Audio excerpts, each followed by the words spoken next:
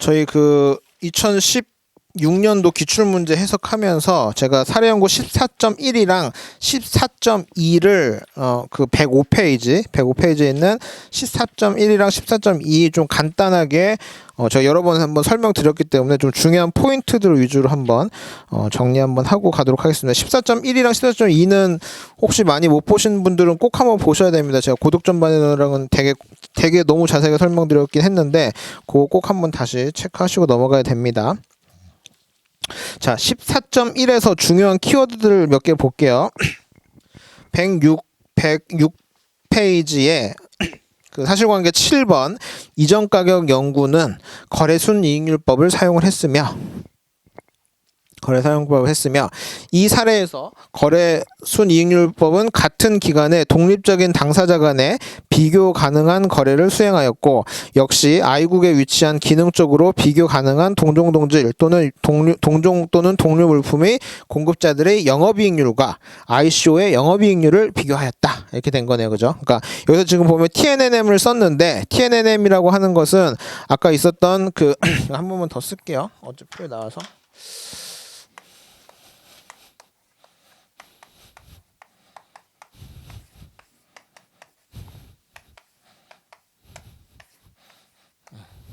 인데 지금 이제 보면 이 내국세 목적에서 말하는 TNNM, 정상 TNNM이라고 하는 것은 어떤 회사가 물건을 사와 가지고 판매를 했고 거기서 이제 매출 총 이익이 나왔는데 그것 중에서 얼마를 판매 관리비로 썼고 최종 얼마가 영업이익으로 남았다. 이제 이런 표 중에서 이 회사가 쭉 영업을 해봤더니 특수관계자로부터 물건을 사와가지고 물건을 판매를 했더니 그때 발생한 판매에서 나온 이 영업이익이 결과적으로는 동종업계, 동종 동류 업체들의 영업이익 수준과 이 특수관계자로부터 사온 사람의 영업이익 수준이 유사한 수준이더라라는 것을 통해서 입증하는 방법이 이 TNNM 중에서도 TNNM 방법이라고 하는 거고 그 중에서도 지금 보시면 중간에 영업이익률을 기준으로 비교를 했다라는 표현이 있죠. 그래서 이 영업이익률 수준이 다른 사람 동종 동류 업체의 영업이익 수준과 동일하더라라고 하는 거를 가지고 판단을 하시면 된다라고 보시면 되겠습니다.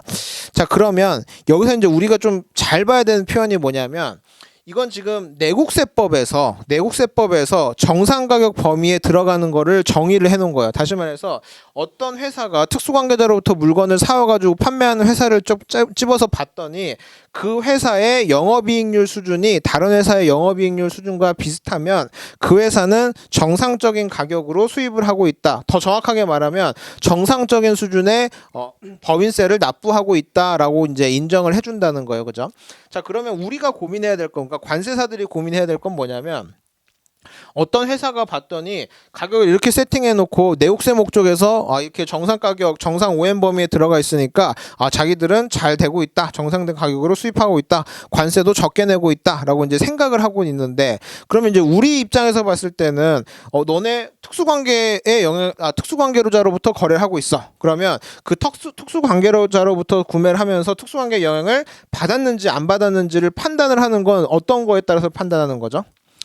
우리 아까 거래사항 검토법 9가지나 비교가격법을 가지고 판단을 해야 되는 거지 이 기준을 가지고 판단할 수는 없잖아요.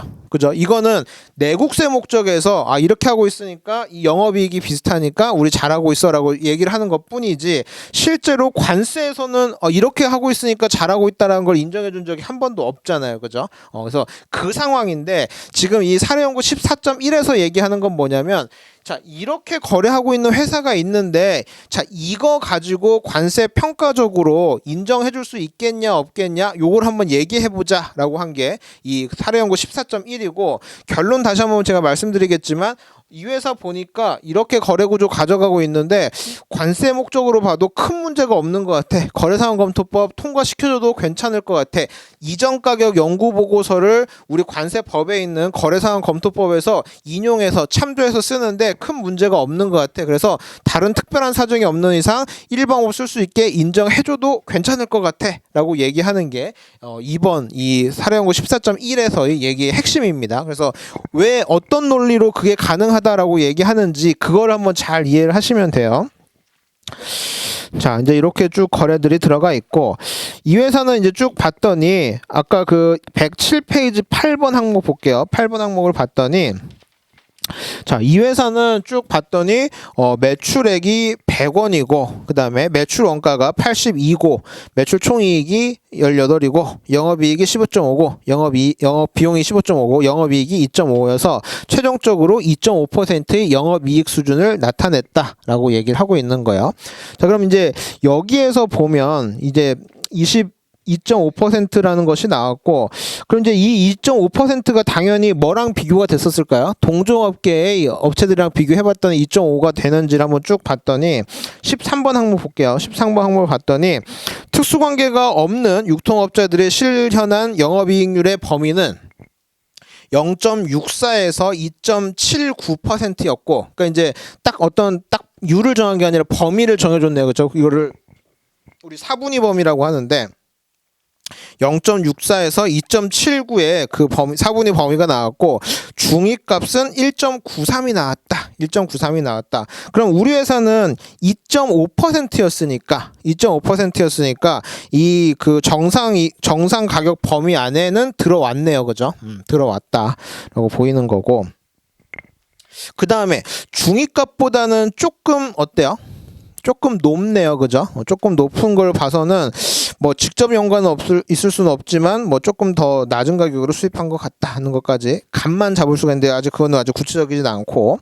자, 그러면 이제 봤더니 그 범위 안에 들어오는 것으로 보인다. 그 108페이지 2.5%였으므로 해당 범위 안에 들었다. 이 표현 보이시죠? 맨 첫 번째 단락.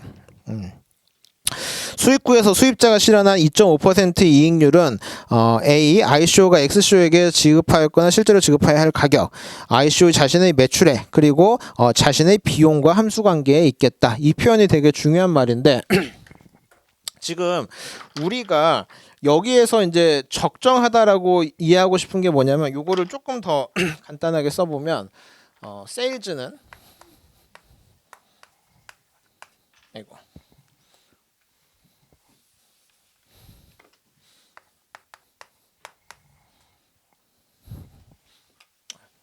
같은 표현인데 이렇게 써볼까요?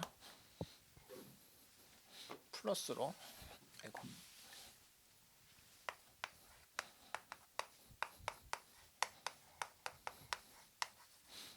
이렇게 바꿔 쓸 수 있죠. 그죠? 여기다가 그냥 이해하기 쉽게 하나만 더 옮겨 써볼게요.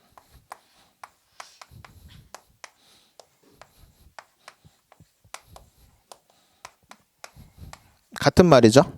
그래서 지금 왜 제가 이제 COGS를 앞에다 놨냐면 결과적으로 우리가 확인하고 싶은 것은 TP 이전 가격 얼마에 사왔느냐 제일 가까운 게 COGS 개념이니까 이 COGS가 적정한지, 그러니까 COGS랑은 사실 사방법에서 말하는 COGS 사방법 계산에 따르면 COGS랑 과세 가격 커스텀 밸류는 좀 달라요. 그죠? 왜냐면 사방업 국내 재판매 가격에서 동종업계 매출 총익률 빼고 수입 국내 운송 비용 관세까지 뺀 게 과세 가격이다라고 했으니까 사실은 여기다 몇 항목을 더 빼야지 과세 가격이 나오는 건 맞는데 그냥 큰 틀에서 봤을 때 일단 요게 COGS가 이 회사의 COGS가 적정하냐 이 수준을 보려면 결과적으로는 매출액과 OM과 OE를 이제 같이 놓고 봐야 되는데 지금 여기서 이제 그 아까 맨 마지막에 읽었던 항목 한번 보면 2.5%라는 그 영업이익률을 달성하기 위해서는 뭐가 중요하냐면 A, ICO가 XCO에게 실제로 지급하였거나 지급하여야 할 가격이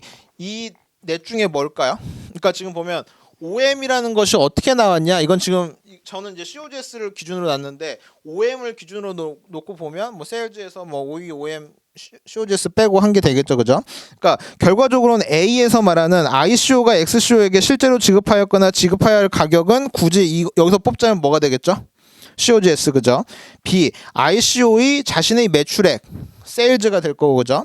그 다음에 C는 ICO가 자신의 비용과, 그러니까 이 OE랑 관련이 되겠네요, 그죠? 그래서 이 OM이라고 하는 것은 결국 세일즈, OE, COGS 요거랑 같이 연동되는 함수 관계에 있다라는 거 이해되시죠? 자, 이제 거기까지 보시고 이제 몇 가지 쭉 설명들이 있는데 뭐 14번에는 내국세 목적의 사업 우상 조정은 없었다 이런 표현 썼고. 그 다음에 우리 APA가 돼 있는지도 한번 볼게요. 107페이지 11번 항목 보니까 I국과 X국의 내국세 당방은 쌍방 APA가 합의되었다 이런 표현이 있네요. 그래서 아까 APA는 항상 일방이 중요한 게 아니라 쌍방이 중요하다고 했는데 지금 쌍방 APA가 다 체결이 됐다. 그래서 내국세 목적에서는 확실히 수출국 입장뿐만 아니라 수입국 입장에서도 충분히 확정적인 가격으로 보인다라고 하는 거죠.